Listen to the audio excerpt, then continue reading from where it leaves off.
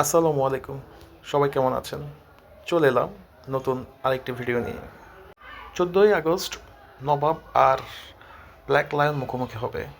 তার প্রস্তুতি হিসেবে নবাবকে ট্রেন করানো হচ্ছে।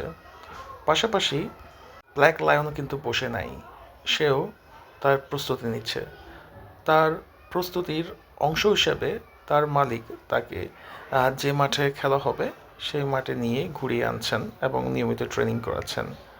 চলুন তার মালিক কি বলে আমরা তার মুখেই শুনে আসি।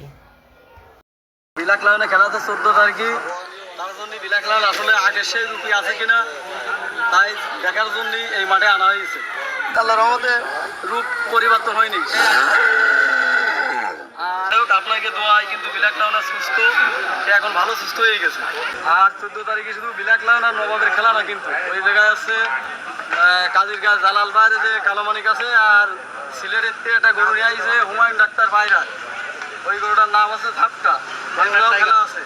তারপরে আমার মনে হয় কাটাখালি শামসের গরুরও খেলা, মানে এইবার আছে মানে 8টা গরু খেলা হবে আপনার 14 তারিখে।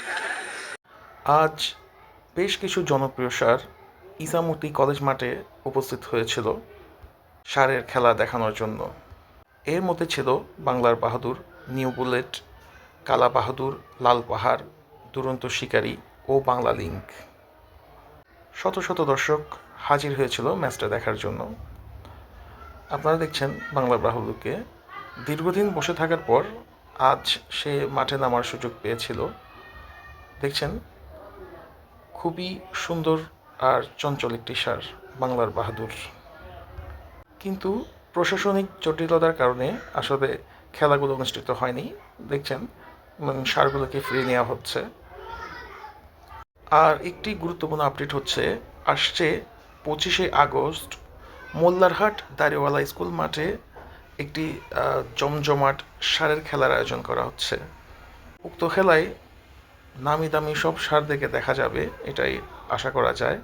এই প্রসঙ্গে আয়োজক কমিটি কি বলে চলুন শুনে আসি।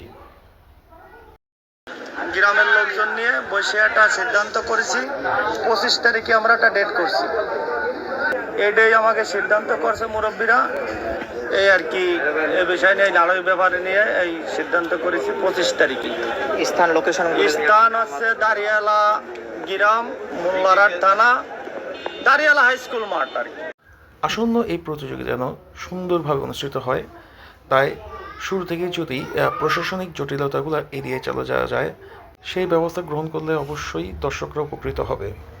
দূর দূরান্ত থেকে ছুটে আসা দর্শকরা যেন প্রাণ ভরে উপভোগ করতে পারে, আশা করি কর্তৃপক্ষ সেদিক দিয়ে দৃষ্টি রাখবেন।